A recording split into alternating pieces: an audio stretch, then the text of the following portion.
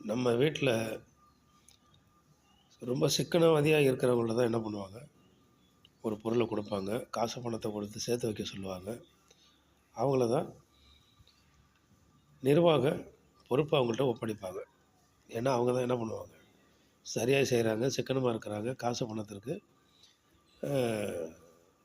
சரியான கணக்கு நமக்கு குடுக்குறாங்க அப்படின்னு சொல்லி வீட்டில என்ன பண்ணுவாங்க, சரியா இருக்கிறவங்கள்ட்ட அந்த கணக்கு வழக்க ஒப்படைப்பாங்க. அவங்க மனைவியா இருக்கலாம், சிலவங்க அவங்களுடைய பிள்ளைகளா இருக்கலாம். அந்த பொறுப்ப என்ன பண்ணுவாங்க, ஒப்படைப்பாங்க. ஏன்னா, அவங்க கரெக்ட்டா இருப்பாங்க. எவ்வளோ செலவு பண்ணணும், ஒரு நாளைக்கு எவ்வளோ செலவு பண்ணணும், எவ்வளவு மிச்சம் பண்ணணும் அப்படிங்கிறத அவங்க என்ன பண்ணுவாங்க, கரெக்ட்டா செய்வாங்க. தன்னிட்ட கொடுக்குற பொறுப்ப சரியா செய்வாங்க, சிக்கனமா இருப்பாங்க. குடும்பத்திற்கு தேவையானத நம்ம மீத்து வைக்கணும், மீதம் எடுக்கணும் அப்படின்னு சொல்லி அதில கண்ணும் கருத்துமா இருப்பாங்க. அப்படி உள்ளவங்கள்ட்ட தான் அந்த பொறுப்ப கொடுத்து, "அப்பா நீ இத பார்த்துக்க" அப்படின்னு சொல்லி அவங்கள்ட்ட அந்த கடமைய, அந்த பொறுப்ப கொடுப்பாங்க. அதுபோல தான் நம்ம ஆண்டவன், "நான் தூர தேசத்திற்கு போறேன்.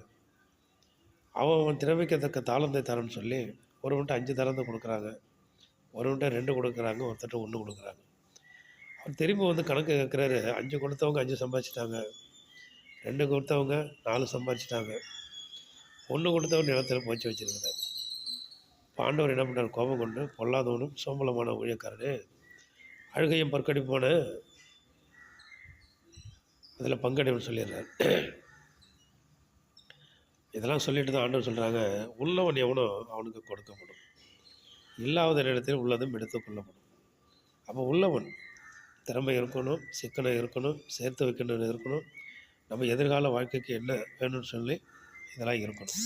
அப்போ நம்ம சிக்கனமா அதே வீட்டில அந்த பிள்ளைகள்கிட்ட கொடுக்குற அந்த பொறுப்புல, அவங்க சரியா இருந்து கொடுக்குற ரூபாய மிச்சப்படுத்தி கொடுத்தாங்கன்னா, இன்னும் என்ன பண்ணுவாங்க, வீட்ல உள்ள அப்பா, அம்மா அந்த பிள்ளைகள்ட்ட, "சரி இந்த பையன் என்ன பண்றான், ரொம்ப கவனமா இருக்கிறான்" சொல்லி என்ன பண்ணுவாங்க, அன்னன்னைக்கு வாங்கிட்டு வர சம்பளத்த அந்த பையன்ட்ட கொடுத்து, இன்னும் என்ன பண்ணுவாங்க, ஊக்கப்படுத்துவாங்க, கனப்படுத்துவாங்க. எதுவா இருந்தாலும் அந்த பிள்ளைகிட்ட தான். யார் அந்த பொறுப்பா இருந்து செய்றாங்களோ அவங்களுக்கு தான் குடுப்பாங்க. எந்த எதுவுமே தெரியாம தரதலையா இருக்கிற பிள்ளை, செலவு செய்ய வந்ததுக்கு வந்தது, போனதுக்கு போனது அப்படின்னு சொல்லி, இந்த மனமான போக்குல செலவு பண்ற மாரி இருக்கிற பையன்ட்ட அத குடுக்க மாட்டாங்க, பொறுப்ப ஒப்படைக்க மாட்டாங்க. ஏன்னா, அவன்ட்ட குடுத்தா அந்த காச ஒரே நாள்ல எல்லாத்தையும் செலவு பண்ணி போட்டுருவான். அதனால தான் இங்க நம்ம பார்க்குறோம், உள்ளவன்ட்ட கொடுக்கப்படும், இல்லாதவன்ட்ட இருக்கிறது எடுத்துக் கொள்ளப்படும் என்று ஆண்டவர் சொல்றார். அதனால நமக்கு கொடுத்த தாளந்து என்னன்னு சொல்லி ஆண்டவர்ட்ட நம்ம கேட்டு, அந்த தாளந்தை நம்ம பயன்படுத்துவோம்.